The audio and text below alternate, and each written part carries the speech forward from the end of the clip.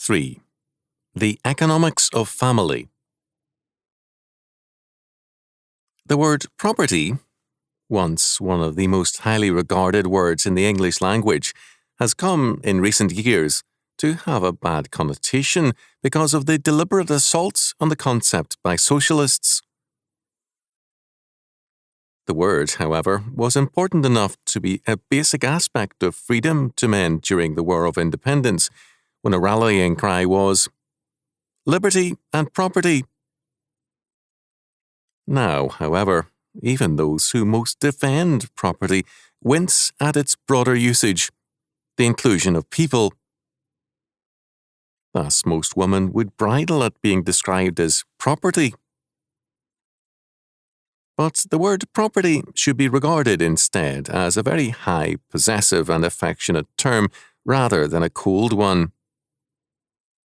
It comes from the Latin adjective proprius, meaning not common with others, own, special, several, individual, peculiar, particular, proper.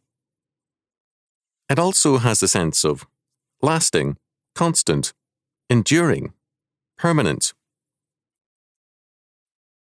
St. Paul makes it clear that husband and wife, with respect to sex, have a property right in one another. 1 Corinthians chapter 7, verses 4 and 5. Even more, it can be said that a man holds his wife as his property and his children also. But because his wife and children have certain individual, particular, special and continuing claims on him, they have a property right in him. Laws have at various times underlined these property rights in persons. Thus, some states do not permit a father to disinherit any child. The children are given a degree of permanent property rights in the father. Similarly, most states do not permit a wife to be disinherited. Her property right in her husband is safeguarded. The state now claims a property right over every man by laws of inheritance.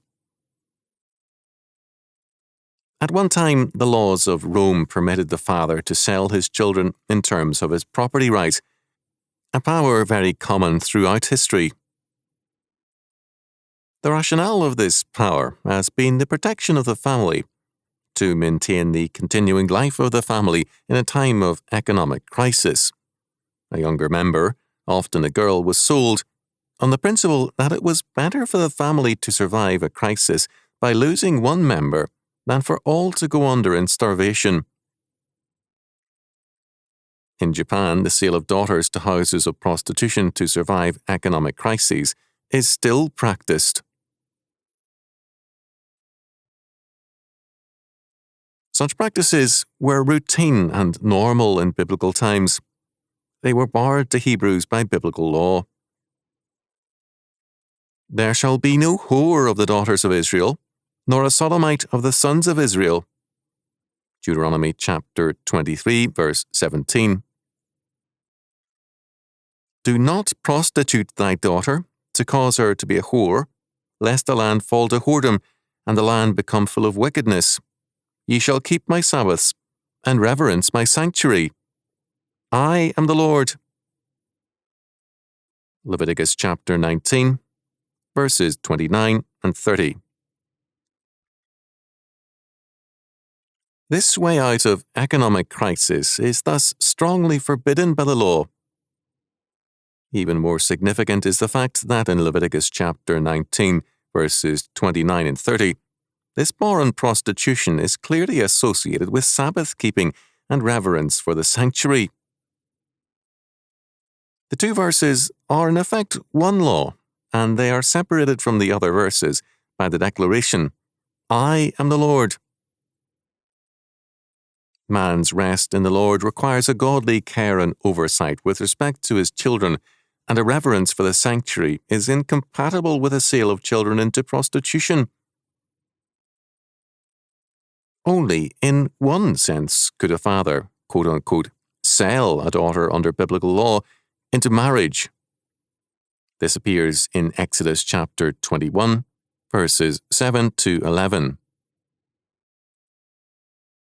And if a man sell his daughter to be a maidservant, she shall not go out as the maidservants do. If she please not her master, who hath betrothed her to himself, then shall he let her be redeemed. To sell her unto a strange nation he shall have no power, seeing he hath dealt deceitfully with her. And if he have betrothed her unto his son, he shall deal with her after the manner of daughters. If he take him another wife, her food, her raiment, and her duty of marriage, shall he not diminish? And if he do not these things unto her, then shall he go out free without money. Marriage normally was by dowry. The groom gave a dowry to the bride which constituted her protection and children's inheritance. If there were no dowry, then there was no marriage, only concubinage. But here it is clearly marriage that is in view, and the word used is marriage. The girl is taken as a wife for either the man or for one of his sons. She is legally protected from being either a concubine or a slave. She cannot even be sent out into the fields like a slave. The girl clearly has the privileges of a dowered wife, because there was a dowry. The dowry in this case went to the girl's family, not to her and her children. If the husband-to-be decided against marrying her, then the dowry is restored to him. The girl is redeemed. If he or a son married her, and then denied her any wifely right, she then had a legitimate ground for divorce and left without any restoration of the dowry. The reference to duty of marriage is to her right of cohabitation. If the girl in question did not please the new family after the betrothal and before consummation, she resided with that family until the dowry was restored by her family or by another prospective husband. This is apparent in Leviticus chapter 19, verse 20, where "not at all redeemed" is more accurately to be translated as "not fully or entirely redeemed." If during that time the girl is either seduced or is guilty of fornication, she shall be scourged, or more accurately, there shall be visitation or inquisition to determine the truth of the matter. This punishment, scourging, she only received when it was proved that she was a consenting party to the sin. Leviticus chapter 19, verses 20 to 22. The dowry was an important part of marriage.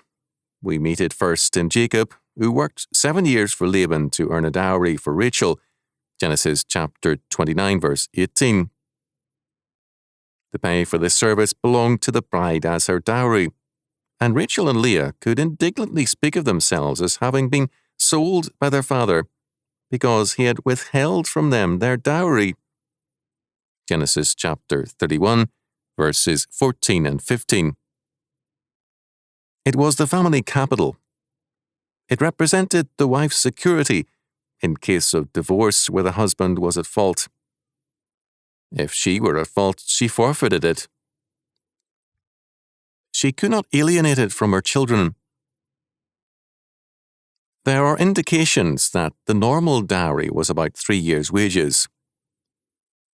The dowry thus represented funds provided by the father of the groom or by the groom through work, used to further the economic life of the new family.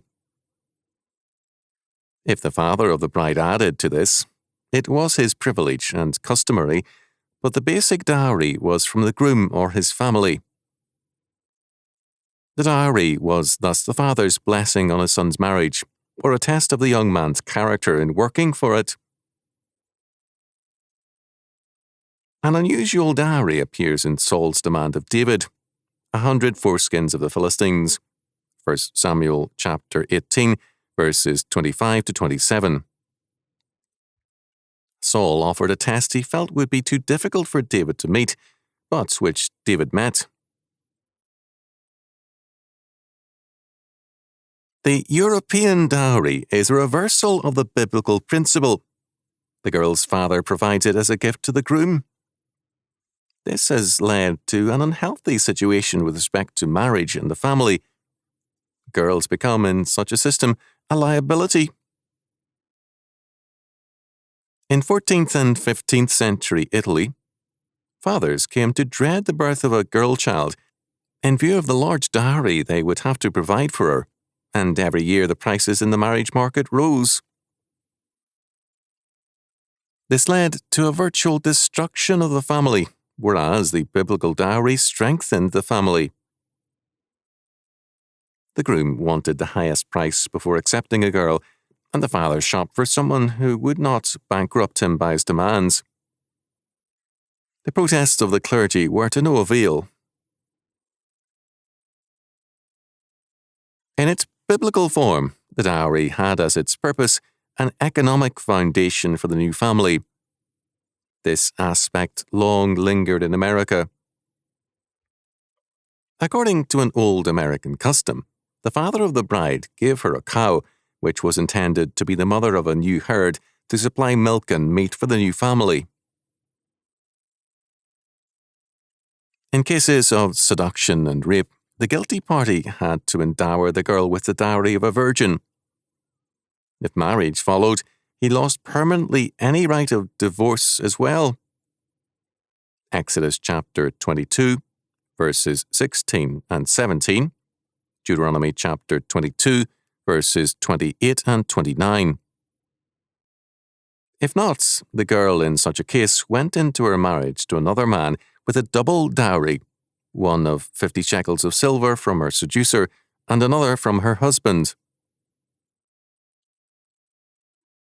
The bride's dowry was not only whatever her father gave her and what her husband endowed her with, but also the wisdom, skill, and character she brought into the marriage. As Ben Sirach wrote, "A wise daughter shall bring an inheritance to her husband, but she that liveth dishonestly is her father's heaviness." Wisdom chapter 22, verse 4. The importance to the family of a good wife and a godly daughter-in-law is readily apparent in any culture, but in a family-centered society, her value is all the greater.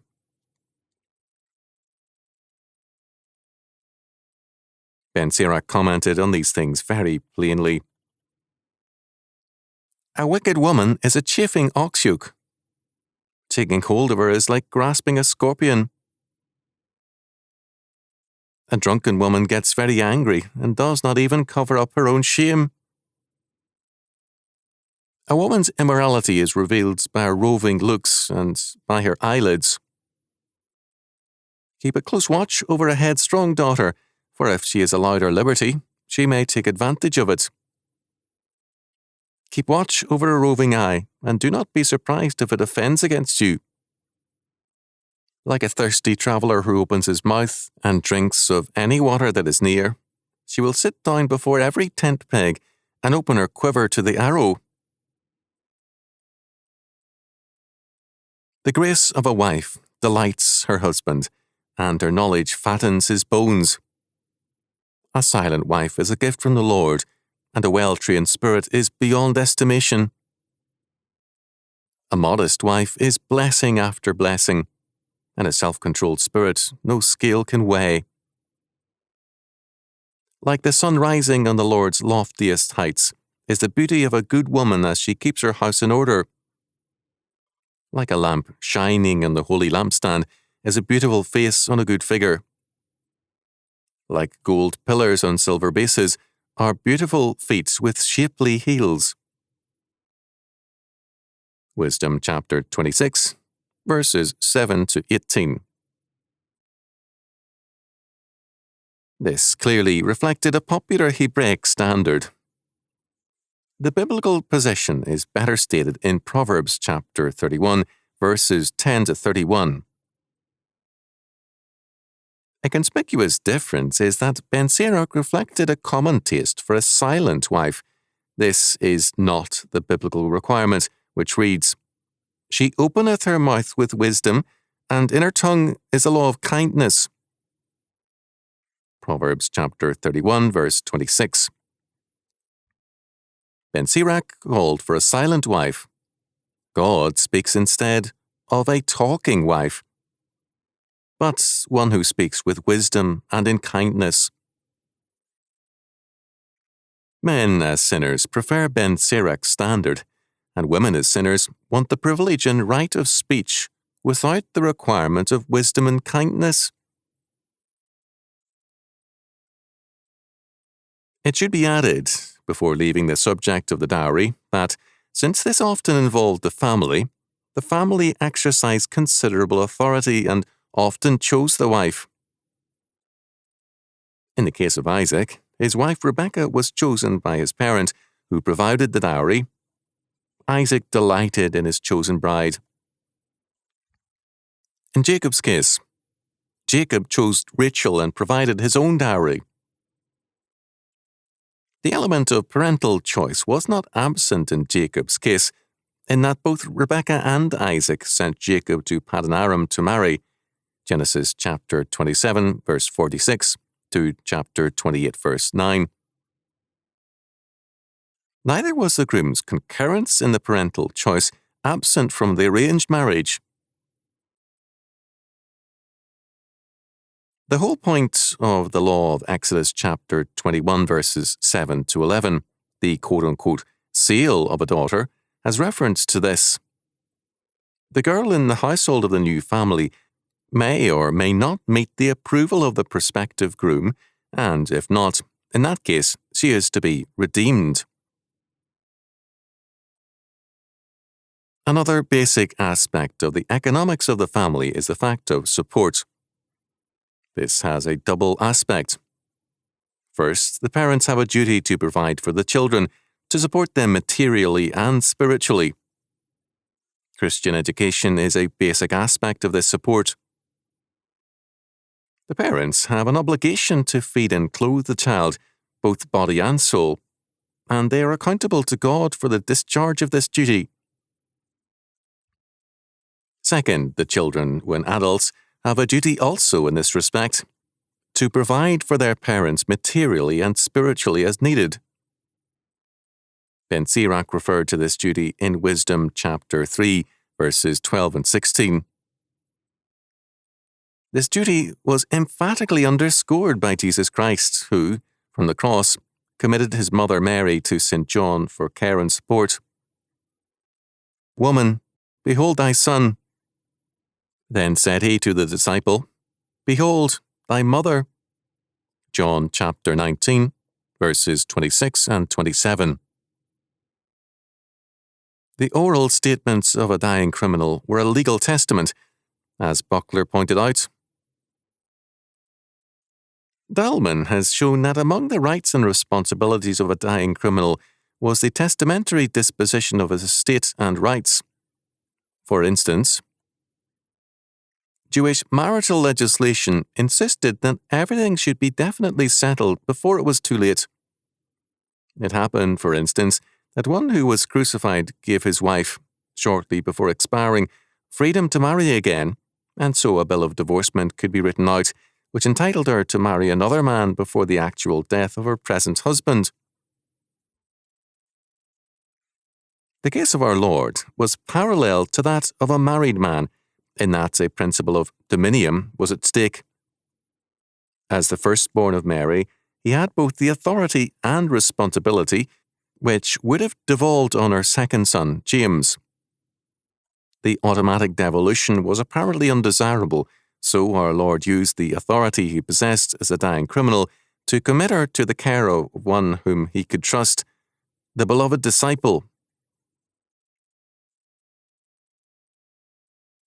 The implication of this is also that, up to that moment, Jesus had maintained the responsibility for the care of his widowed mother. The other children may have assisted, but the government of the matter was in Jesus' hands.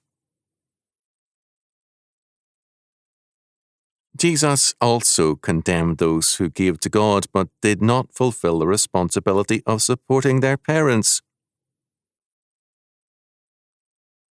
Well did Isaiah prophesy of you hypocrites, as it is written, "This people honoureth me with their lips, but their heart is far from me. But in vain do they worship me, teaching as their doctrines the precepts of men. Ye leave the commandment of God, and hold fast the tradition of men." And he said unto them, Full well do ye reject the commandment of God, that ye may keep your tradition. For Moses said, Honour thy father and thy mother, and he that speaketh evil of father or mother, let him die the death. But ye say, If a man shall say to his father or his mother, That wherewith thou mightest have been profited by me is Corban, that is to say, given to God, ye no longer suffer him to do aught for his father or his mother, making void the word of God by your tradition, which ye have delivered, and many such like things ye do. Mark chapter 7, verses 6 to 13. Jesus, as the eldest son and main heir, made John, although only a cousin and not a brother, the eldest son and main heir in his stead, and gave him the responsibility for Mary's support. This illustrates clearly a central aspect of biblical family law and of biblical inheritance. The main heir supported and cared for the parents as need required it. Abraham lived with Isaac and Jacob, not with Ishmael or with his sons by Keturah. Isaac lived with Jacob, not Esau, and Jacob lived under the care and supervision of Joseph, and therefore gave to Joseph a double portion by adopting Joseph's 2 sons as his heirs, on equal terms with all his other sons. Genesis chapter 48, verses 5 and 6. The converse holds equally true. The child which supports and cares for the aged parents is the main or true heir. For parents or the civil law to rule otherwise is to work against godly order. Inheritance is not a question of pity or feeling, but of godly order. And to set aside this principle is sinful. The question of inheritance and wills can best be understood if we examine the biblical word for a will or testament, blessing. An inheritance is precisely that, a blessing, and for a parent to confer a blessing or the central blessing on an unbelieving child, or a rebellious and contemptuous child, is to bless evil. Although some portions of biblical wills have the element of divine prophecy as well as testamentary disposition, it is important to note that they combine both blessings and curses, as witness Jacob's words to Reuben, Simeon, and Levi. Genesis chapter 49, verses 3 to 7. To cut off a child is a total curse. The general rule of inheritance was limited primogeniture, that is, the oldest son, who had the duty of providing for the entire family in case of need or of governing the clan, receiving a double portion. If there were 2 sons, the estate was divided into 3 portions, the youngest son receiving 1/3. The parents had a duty to provide an inheritance as far as their means afforded. 2 Corinthians chapter 12, verse 14. The father could not alienate a godly firstborn son because of personal feelings, such as a dislike for the son's mother and a preference for a second wife. Deuteronomy chapter 21, verses 15 to 17. Neither could he favour an ungodly son, an incorrigible delinquent who deserved to die. Deuteronomy chapter 21, verses 18 to 21. Where there was no son, the inheritance went to the daughter or daughters. Numbers chapter 27, verses 1 to 11. If, by reason of disobedience or unbelief, a man in effect had no son, then the daughter became the heir and son, as it were. If there were neither sons nor daughters, the next of kin inherited. Numbers chapter 27, verses 9 to 11. The son of a concubine could inherit, unless sent away or given a settlement. Genesis chapter 21, verse 10, chapter 25, verses 1 to 6.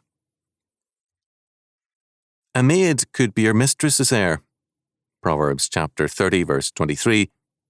And a slave could also inherit. Genesis chapter 15, verses 1 to 4, since he was in a real sense a family member. Foreign bondmen could also be inherited. Leviticus chapter 25, verse 46.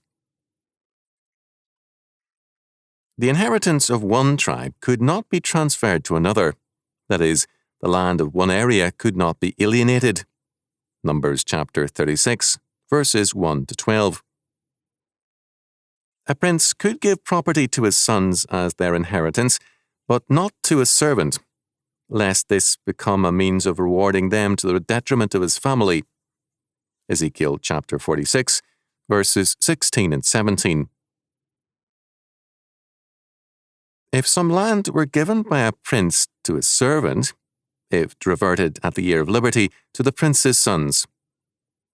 The prince could not confiscate the people's inheritance or land, that is, the state could not seize property or confiscate it. Ezekiel chapter 46, verse 18. The latter is an important point in view of the contemporary situation. The biblical laws of inheritance are God's law. The modern laws of inheritance are the state's law. The state, moreover, in making itself progressively the main, and sometimes, in some countries, the only heir. The state, in effect, is saying that it will receive the blessing above all others. There is, however, a perverse justice and logic in the state's position, in that it is assuming the dual roles of parent and child. It offers to educate all children and to support all needy families as the great father of all. It offers support to the aged as the true son and heir who is entitled to collect all of the inheritance as his own. In both roles, however, it is the great corrupter and is at war with God's established order, the family.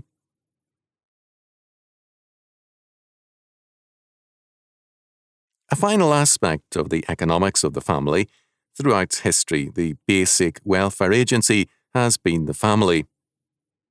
The family, in providing for its sick and needy members, in educating children, caring for parents, and in coping with emergencies and disasters, has done and is doing more than the state has ever done or can do.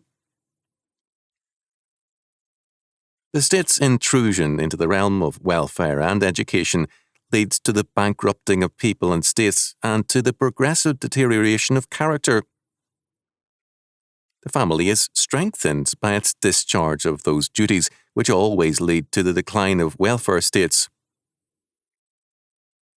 The family is the basic economic unit of society and the strongest one. No society can prosper which weakens the family, either by removing the family's responsibilities for education and welfare, or by limiting the family's control of its property and inheritance by usurpation. A final point. The biblical law of primogeniture was governed by the prior standard of moral and religious requirements. Whereas in Western European history, primogeniture governed almost without exception, in biblical history, the exceptions are almost the rule. In the biblical record, inheritance by primogeniture without moral qualification is rare. Again and again, the firstborn is set aside because of moral failure. Thus, very obviously, the spiritual and moral considerations governed inheritance from the days of the patriarchs to Christ's testamental provision for Mary from the cross.